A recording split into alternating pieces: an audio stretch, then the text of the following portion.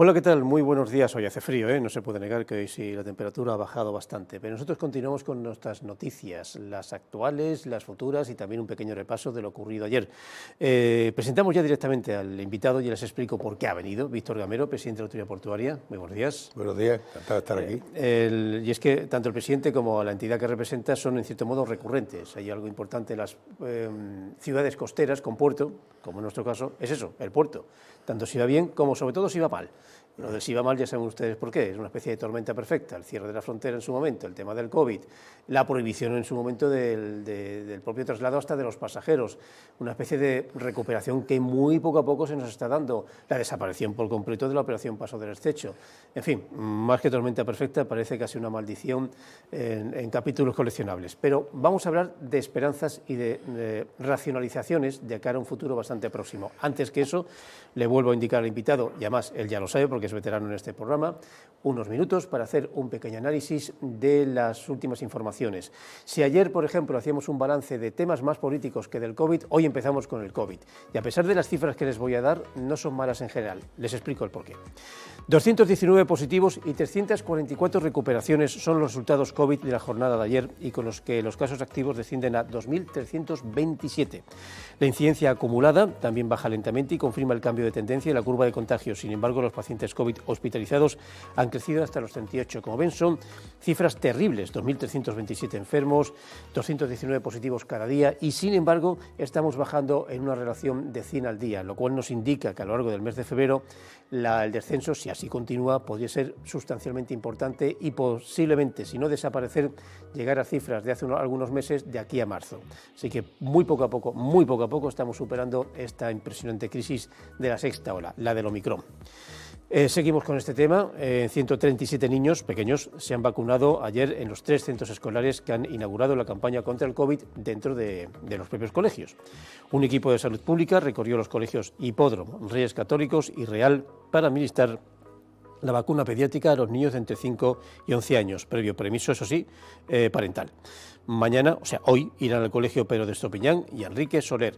Pero, en relación a esto, los sindicatos de educación, y no pocos padres, han mostrado su rechazo a que sean los centros escolares, no el rechazo a la vacunación, sino los centros escolares que se lleva a cabo la vacunación de los citados menores de 5 a 11 años. En este sentido, por ejemplo, el CESIF pide que se haga en los centros sanitarios, como se estaba haciendo, ya que están adecuados para ello.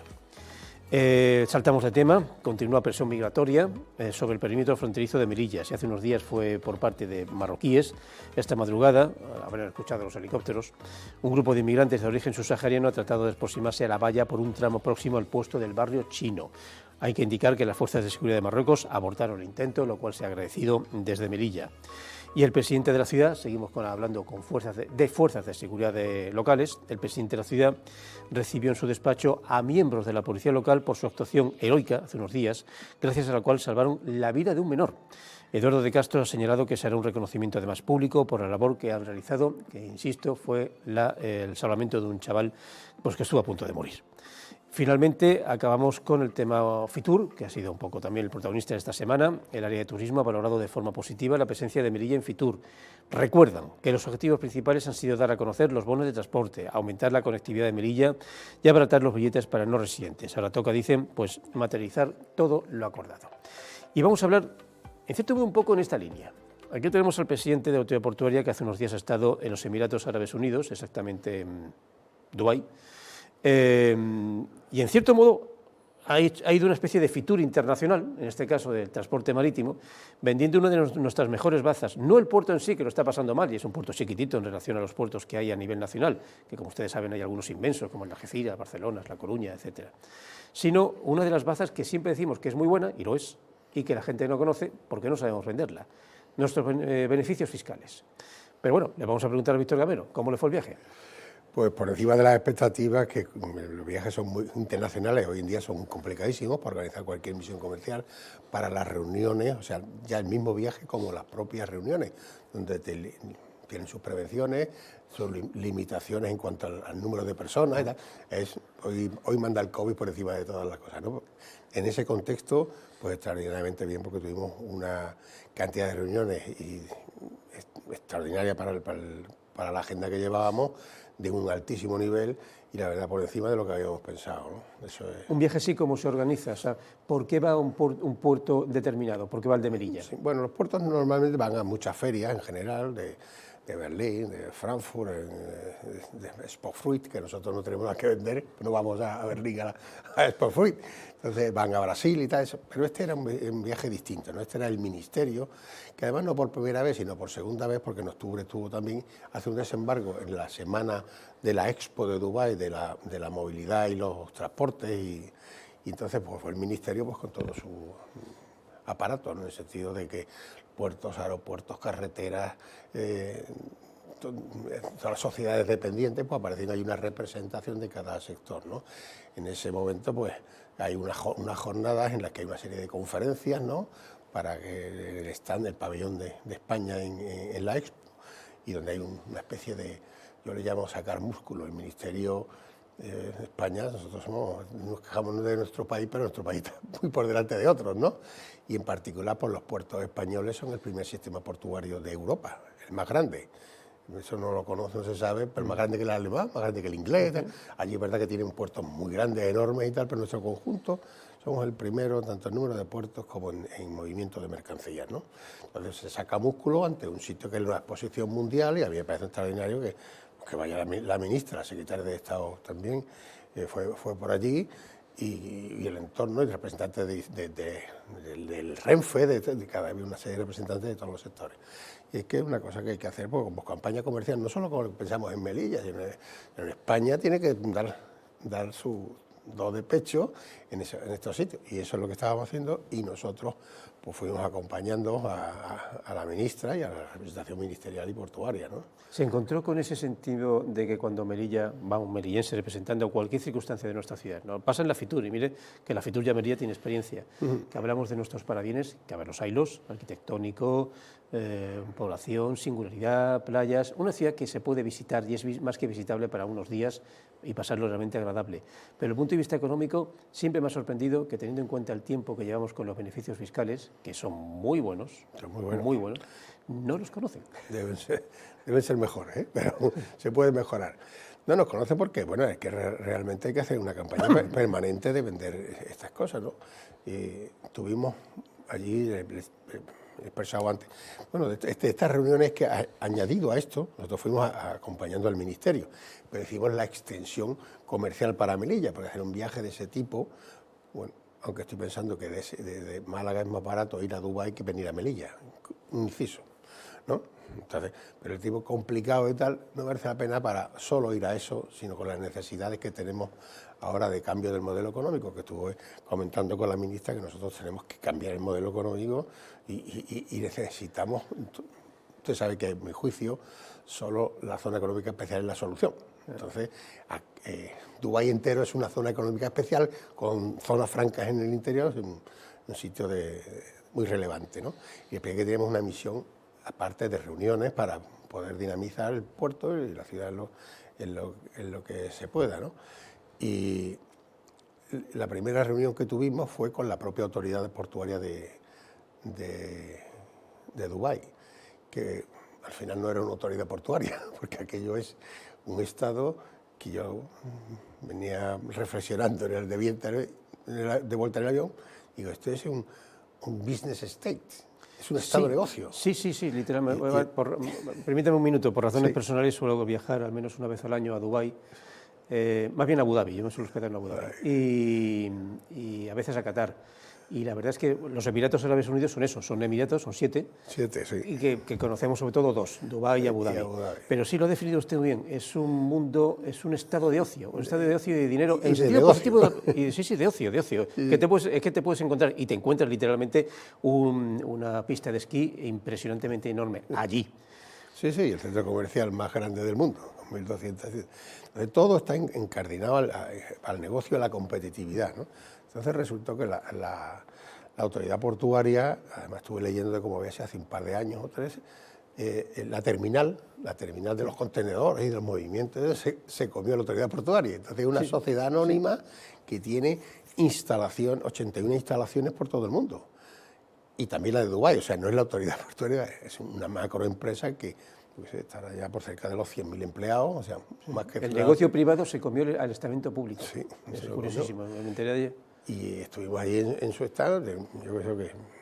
La verdad es que la Expo no la hemos visto por las reuniones. El único stand que vimos, aparte del de España y este de la Autoridad Portuaria, que tenía un stand, la Autoridad Portuaria, bueno, la DP World tenía un stand dentro de la Expo, solo, del tamaño del de Alemania, ¿eh? O sea, es una empresa enorme. Sí. En relación a Melilla, cuando se hacen este tipo de viajes, me acuerdo que un antecesor suyo también hizo y trajo a responsables del Canal de Panamá en su momento, antes incluso que el canal se agrandara, por cierto, a través de empresas españolas. Sí. Y fue como mal entendido, nos parecía a todos como algo muy lejano que no repercutía. Y él nos explicaba, y tenía su lógica, que Arturo Esteban tenía su lógica, que el mar une naciones y une comercios, que el mundo no es tan grande como parece, que en realidad es bastante pequeño y todos se unen en una serie de puntos de conexión, Canal de Panamá, Estrecho de Gibraltar, Canal de Suez, ahí hay un triángulo, bueno, ya es la zona de Asia. Entonces, en mi opinión, se vendió mal un concepto más que una idea. Vuelvo, en cierto modo, a extrapolar la pregunta. Si se consiguiera algo, el melillense, ¿cómo podría entender? ¿Y esto para qué no serviría, si no para mañana, en los próximos 5 años, pongamos el caso? Esto, cuando vas a un sitio de esto y otras reuniones que quisiera explicarles de zonas francas, que son las mejores del mundo, ¿no? Uno va con dos intenciones. Uno, como he dicho antes, ¿dónde está Melilla? O sea, es que no saben ni dónde está. Claro. Incluso gente que veranea en la Costa del Sol, casualmente que nos encontramos, no sabía dónde estaba Melilla. O sea, directivos de esta compañía, ¿no? Segundo, explicar nuestro régimen económico, ¿no? Y dónde estamos en el puerto, dar a conocer eso. Luego, intentando atraer también cualquier inversión de estas macroempresas, que una empresa con 100.000 empleados, pues en un momento determinado puede estratégicamente decidir que quiere una instalación en el estrecho, ¿no? Entonces, pero claro, eso nosotros lo que hacemos es ofrecer, ¿no? Y darle, pues como digamos, la bienvenida previa a cualquier tipo de inversión que pueda venir por aquí, ¿no? Y por otra parte, también ir a aprender allí, ¿eh? Allí se aprenden cosas. O sea, cuando estamos hablando de zonas económicas especiales y de un nuevo modelo económico, y vemos un sitio como este, que tiene una pujanza económica, que como ha dicho, la conoce bien y tal, bueno, pues hay que ir a aprender también, ¿no? Entonces, ese tipo de contextos en el que vamos, intentando atraer inversiones, intentando hacernos atractivos a los intereses suyos y también aprender cosas de las que están haciendo, ¿no? ¿Qué es lo que ocurre cuando uno presenta Melilla? Primero eso, llegamos hasta el momento uno de los directivos que estuvimos hablando con él, mi mujer tiene una casa en Estepona, se ha sorprendido y tal. ¿Y Melilla dónde está? Y veranean ahí enfrente, hay que ponerla en el mapa, ¿no? En realidad lo que vamos vendiendo siempre es sus zonas francas son mejores que nosotros, o sea, ahora lo explicaré, pero nosotros vamos vendiendo nuestra pertenencia a la Unión Europea y nuestra no pertenencia a la Unión Aduanera, con la que mantenemos este sistema económico con bonificaciones que ha dicho importantes. Esto le sorprende, ¿no? Y hemos tenido ahí reuniones con gente muy avezada, con primero de espada, podemos decir, que parecían preguntas muy incisivas, ¿no? Sobre cómo esto, que trasladado las reglas de origen, preguntaban esto, el contexto. Ese es lo que me he preguntado, que es lo que... Lo primero es ponerle un poco localización en el estrecho, ¿no? Este tipo de empresas, por ejemplo, la que estábamos hablando de la Autoridad Portuaria de 81 empresas, en Hong Kong, en Brasil, por todo el mundo, ¿no? Y entonces, pues aquí estamos nosotros y tenemos un estatuto especial que merecemos que nos mire, que nos... Y en eso esa es la tendencia, ¿no? ¿Qué es una zona franca a nivel internacional y qué beneficios puede tener para ellos y sobre todo para nosotros en este caso? Bueno, ellos son un país dedicado al negocio, ¿no? Entonces, en general, ellos son como nosotros, un puerto franco, ¿no? Pero es que luego dentro tienen unas zonas francas dentro del puerto franco. Es increíble, ¿no? Entonces, nosotros estuvimos allí, pues, con 2 zonas francas, que son la DMCC, de IMCC, que es la zona franca número 1 del mundo. O sea, ellos tienen una asociación que se evalúa cómo son las zonas francas, ¿no? y esta es la número 1. Allí nos atendieron, por supuesto, en la planta 50, uno de los rascacielos, y tienen un sistema en el cual, dentro de un país que ya es Puerto Franco, tienen un sistema en el cual no existen impuestos sobre las rentas personales, no existen impuestos sobre las rentas de las sociedades y no existe IVA. Claro, y al mismo tiempo, como el Estado o el Emirato tiene esas constructoras que tiene, pues desde esa propia zona franca administra una serie de edificios, hasta 84 rascacielos, donde se ubican pues 20.000 empresas y más de 100.000 personas trabajando. Estamos hablando de un monstruo. Sucedió apenas 15 años. Exactamente. Entonces, claro, pero si se da cuenta, todo esto que es el desierto, que está basado todo en un régimen fiscal. Pues en régimen fiscal especial allí no hay nada. Allí hay arena y camello. Entonces, es un sistema que tienen extraordinariamente competitivo. Además, es una especie de zona franca de agencia de promoción de inversiones. Ellos tienen, aquello es el paraíso Disney, podemos utilizar ese término, el paraíso de la zona franca, y cosa que además me dijo el propio embajador con el que estuve hablando, dice, no, para cuestiones de este tipo, este es el lugar, ¿no? Entonces ellos tienen un número muy grande, hasta 50, de zonas francas especializadas. Estas son grandes, son generalistas, ¿no? Hay otras que son solo para el comercio de alcohol o de determinados productos y tal, ¿no? Y entonces ellos tienen un sistema que es, pues, primero tienen edificios, nosotros aquí no los tenemos, ¿no? Pero ellos tienen un sistema de exención de impuestos y después asociado un sistema de promoción de inversión, en el sentido de que allí uno pues accede directamente a que le hagan la sociedad para ubicarse allí, le sacan la licencia para operar desde allí, le sacan los visados de las personas que pueden trabajar en el país con arreglo a esa empresa, y además en función de los metros cuadrados del inmueble que esa empresa quiera adquirir o alquilar. Entonces, una oficina de 100, una empresa con una oficina de 50 metros, pues 100 metros, y bueno, tiene usted derecho a 9 visas para trabajar aquí. Aparte tienen asociado pues, una conexión con todos los servicios que vas a necesitar como empresa, de Hacienda, es una facilitación del negocio. O sea, entonces ha ido usted, en cierto modo, para aplicar o traerse ese concepto de funcionamiento, o porque de alguna manera traigan empresas de alguna de esas empresas y si quieren pasar por el estrecho tengan aquí la sede en Melilla. Pues las dos cosas. Bueno, esta es bueno, una zona franca de este tipo, con esas macrocifras, pues puede tener interés también en instalarse en nuestra ciudad. Ya, bueno, como además le he explicado que allí todo es negocio, pues encima es otra sociedad anónima, no es que sean organismos oficiales, son todos sociedades anónimas. El capital o la propiedad pues será de la familia real, de los emiratíes, que son, como usted sabe, el 8%, allí en realidad es muy distinto de lo que la gente se cree. Aquí hay un centro de comercial, de negocio y de ocio internacional, no es que allí los emiratíes son los que hay menos, ¿no? Sí, pues bueno, pequeño paréntesis de todo lo que estamos comentando para situarnos, pero que apenas llegan ni al 20% de la población. El resto son ya ha bajado por debajo del 10%.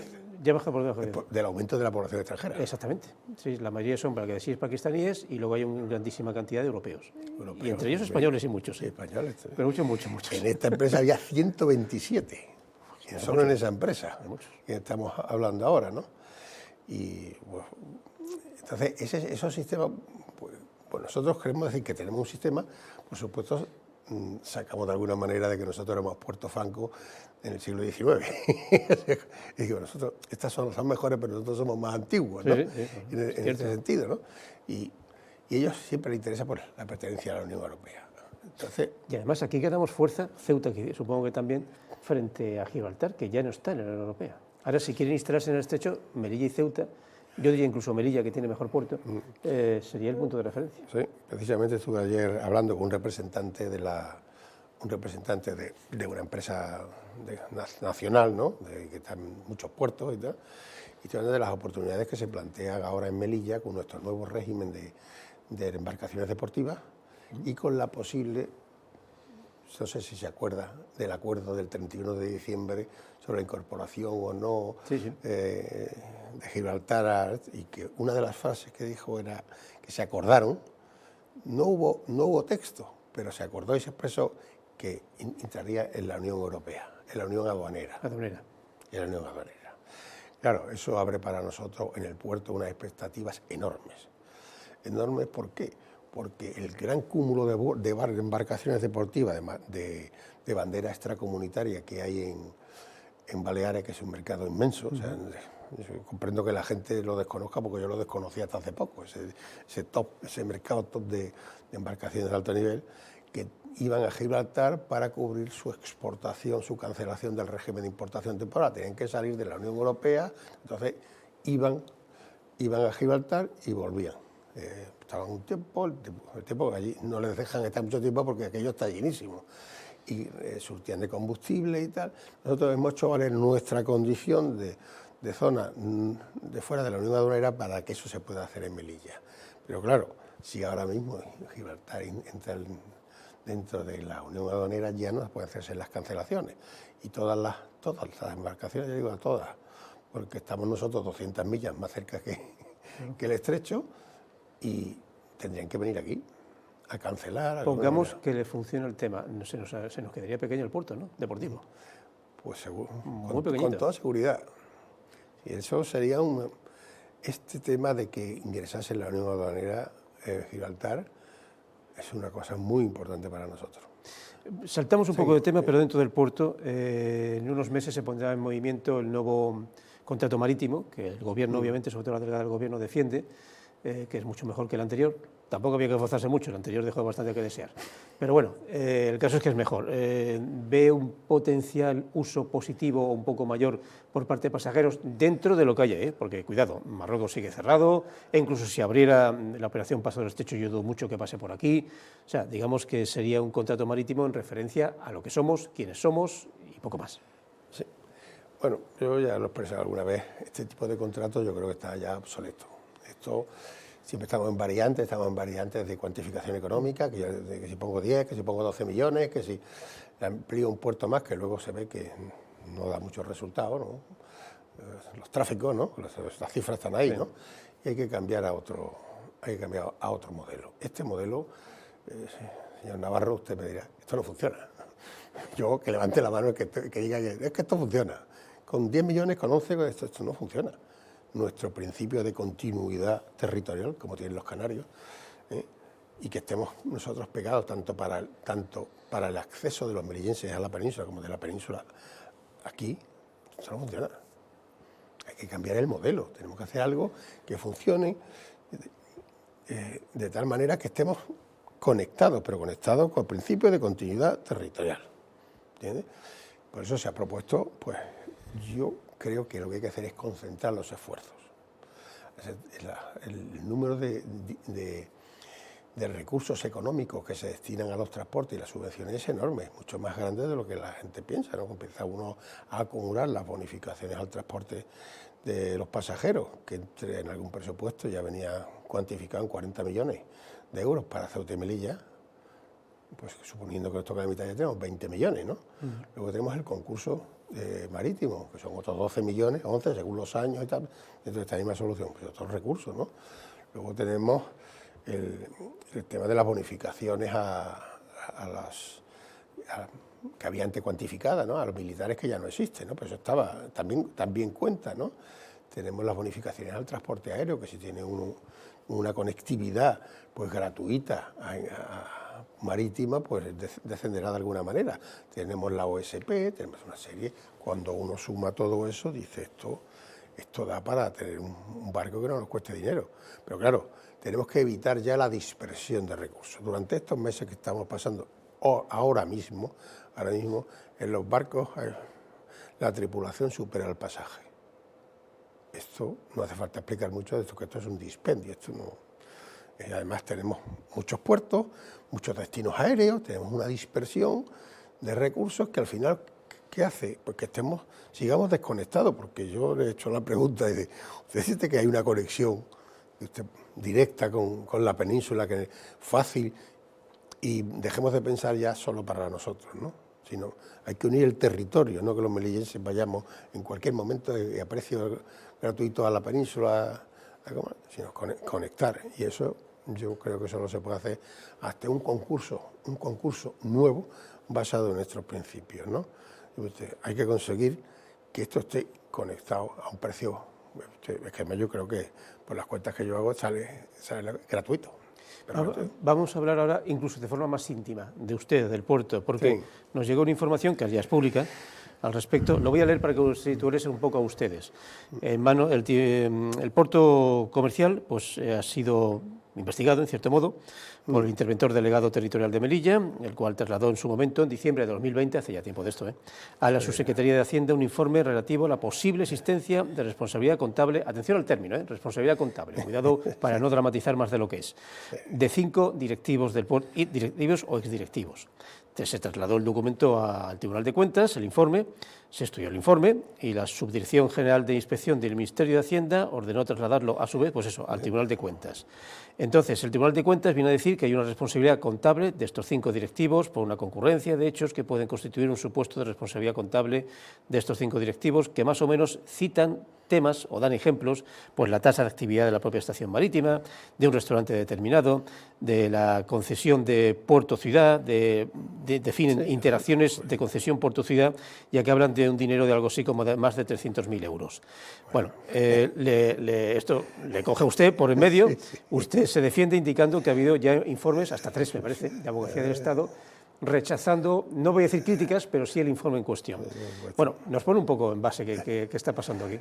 Bueno, la verdad es que te ha hecho un inciso ahí que usted, que un periodista avezado, presidente de la Asociación de las Empresas de usted, claro, usted ve noticias que salen ahora que son de unas concesiones que son antes del año 2016, por ahí. Sí, del 2016. Sí. Y resulta que este asunto del Tribunal de Cuentas pues lleva un año, eso que ha dicho de que el tribunal dice que hay una responsabilidad, pues bueno, llega un expediente allí y lo abre. ¿No? Eso no está dilucidado ni hay ninguna responsabilidad. Lleva tirado más de un año allí esto es de enero del año pasado. Y ahora sale una información interesada, como no hace falta decir, porque sale esto ahora, ¿no? De concesiones antiguas. ¿A alguien le interesa? Pues sacar estos asuntos ahora. Esto es una discrepancia entre un organismo y la intervención del Estado, ¿no? La opinión, cualquiera que pueda analizar la noticia, pues supone que hay una conspiración entre los presidentes de otro signo con el presidente actual, directores que ya no están y que están en Puerto del Estado, con el director que hay ahora, todo eso con informes de la Abogacía del Estado, todo informe, todo con el Consejo de Administración, porque a veces se citan a las personas, pero las personas en cuestión no acuerdan nada, lo que acuerda el Consejo de Administración, al que se ha obviado como responsable. Y tal. Esto es ridículo. Todo ello para perjudicar los intereses del puerto. Esto a poco que se analice no se lo cree nadie. Entonces, ¿qué pasa? Pues que el puerto tiene una propia, el puerto como entidad, ¿no? No los directivos y tal, y luego querer meter el componente político el puerto tiene abogados, economistas y tal, y ponen su posición. La intervención es muy respetable, aunque ella, pues usted, para mí no tiene ningún sentido, dice la suya y tal. Y ya está. Que luego lo elevan al Tribunal de Cuentas y tal, que es un tribunal administrativo en el cual pues, ya decidirán lo que sea. Nosotros luego estamos tranquilos. ¿Qué dice la Abogacía del Estado? La Abogacía del Estado es que son temas más complejos, de interacción puerto-ciudad, habría que explicarlo, de que si hay que cobrarle el 6,5% o el 7,5%, que es el canon de actividad que se llama. Pues nosotros creemos que hay que cobrar el 6,5%. La intervención dice que el 7,5%. Usted, pues no estamos de acuerdo. Esto no tenía que haber ido al Tribunal de Cuentas, sino a otra fórmula que tiene más administrativa, y que seguramente en el próximo Consejo nosotros vamos a elevar al Consejo de Ministros para ver quién tiene la razón. Pero de luego, yo aquí de conspiración de los consejeros, la Abogacía del Estado, nuestro servicio jurídico, puertos del Estado que tiene su representante del Consejo y que vota y después la opinión del interventor. ¿Usted qué quiere? Yo me quedo con la nuestra y ya veremos lo que sale, pero de preocupación ninguna porque aquí nadie ha hecho nada. Esto es que suena tan fuerte. Tribunal de Huelva. Esto es... Bueno, aprovecho su y además ahora con las fechas de cosas... Sí. Esto parece un poco artificial. Aunque usted ha tenido ¿no? suerte, imagine que esto sale dentro de un año, a 4 meses de las elecciones, entonces ya es cuando, ya es cuando la tenemos bien liada. No quiero dejarle marchar sin una pregunta, porque he tenido, creo que ayer, al presidente de la Asociación de Viajes, de agencias de viajes, estuvimos hablando de Fitur, y entonces le pregunté de forma indirecta, la pregunta fue mía, ¿qué piensa sobre los nuevos hoteles? Y dice la típica pescadilla que se come la cola. Nos faltan hoteles para ciertos momentos, claro. Pero claro, un hotel tiene que tener un negocio. Y yo mismo volví a preguntarle sobre el tema del posible hotel El Cargadero. Y dice, bueno, la verdad es que la idea es preciosa, sería estéticamente una maravilla, sería uno de los hoteles más coquetos que puede haber a nivel nacional. Pasa que, claro, la rentabilidad es difícil porque el gasto del arreglo del cargadero podría suponer casi 2 millones de euros a la empresa para 20, 24 habitaciones. ¿En qué momento puede ayudar o no Puertos del Estado? Porque sé que ustedes son bastante recios en el hecho de cuando, claro, porque eso pertenece al puerto. Entonces supongo que hay una serie de alquileres, claro, que además con ustedes no se puede negociar. Esto es lo que hay, esto es lo que hay. Sí, son tasas. Son tasas, claro. En principio, nosotros podemos ayudar en el canon, ¿no? No Puertos del Estado, sino nosotros mismos ayudar en el canon. Pero evidentemente, usted lo ha dicho, ese negocio es inviable si no hay una inversión. Bueno, hay alguna persona interesada que dice que sí, que dice que puede ser rentable, ojalá. Ha habido, ¿eh? Bueno, ha habido y hay. Entonces, no lo voy a citar, pero sí. Ojalá, porque en ese sentido pues, los recursos públicos no serían necesarios. Ojalá viniese solo, pero parece, por los contactos que hemos tenido nosotros con otras cadenas hoteleras, intentando siempre impulsar una cosa de este tipo, resulta que parece que no. Entonces, la inversión tiene que ser una inversión estatal, y que en este caso vendría vía presupuesto, vía presupuesto general del Estado al ayuntamiento, que haría la reforma y luego pues, licitaría. Pero nosotros en este caso somos el administrador de fincas, ¿no? Somos los que cobramos. Sí. Pero que la ayuda es que podríamos atemperar en la medida de nuestras posibilidades el canon que hay que cobrarle al ayuntamiento, que sería el concesionario, y a través de ese concesionario pues tendría un hotel. Nosotros tenemos un objetivo, el objetivo es que esa instalación en la que se hace en los años 80 y pico, se gastó muchísimo dinero, ¿te acuerdas de la madera de Borondo? Me acuerdo, sí. Y nunca ha tenido ningún uso, ¿no? Igual que aquel centro que iba a ponerse una... Recuerdo una exposición del Titanic. Sí, pero eso... Poco más. Algún concierto curioso y poco más. Exactamente. Entonces eso no tiene una utilidad específica, que es que la aspiración es conseguir algo que no se ha hecho nunca, ¿no? Como hemos hecho ahora con esta nave de los bivalvos, que lleva 12 años, esto parece que ya está prácticamente ocupada. El local ese de la entreplanta de 1.500 metros y tal, que hemos buscado una solución jurídica, que estamos esperando al ayuntamiento, que nos lo rente, porque nosotros en este sentido lo que estamos es, el hotel nos parece extraordinario porque nos beneficia, además con las embarcaciones deportivas, el nuevo régimen y tal, pero bueno, nosotros el primero es algo inmovilizado del puerto que tenemos que rentabilizar, ¿no? También, más habida cuenta de la situación financiera que usted conoce perfectamente, ¿no? Nosotros ayudaremos en la medida de las posibilidades, lo que estamos es ya, ¿no?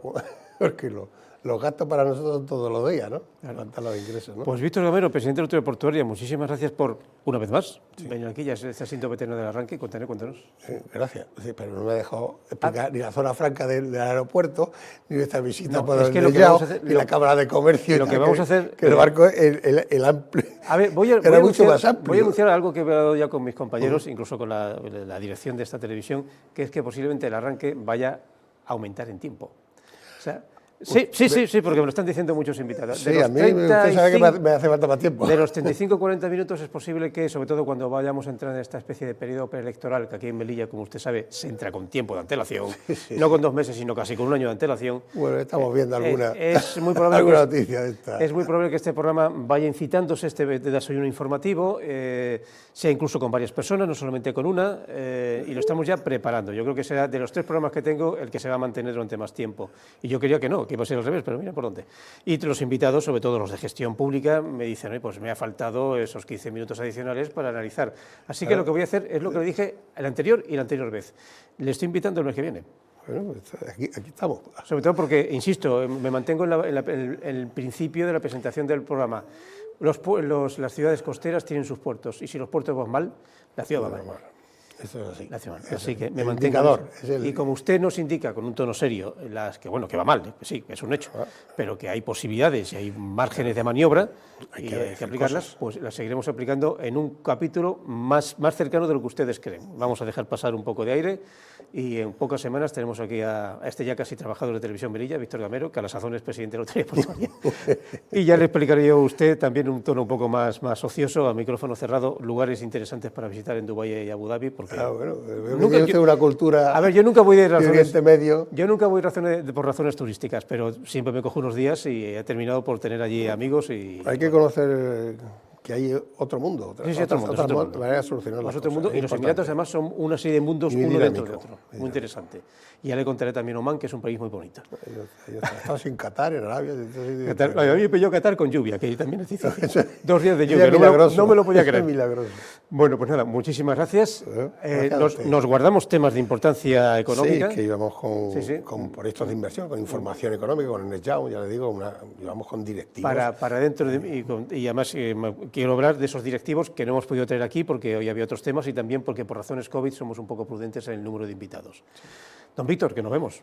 Como te quiera. Ya lo creo. Pues nada, nos quedamos aquí con este programa y medio, hay que cubrirlo todavía con otro más, y seguro que habrá otro más, y otro más, y otro más. Y nosotros lo dejamos, en unos minutos empieza el magazine, y mañana más interés, más polémica, en fin, así se le arranque, que nos está faltando tiempo.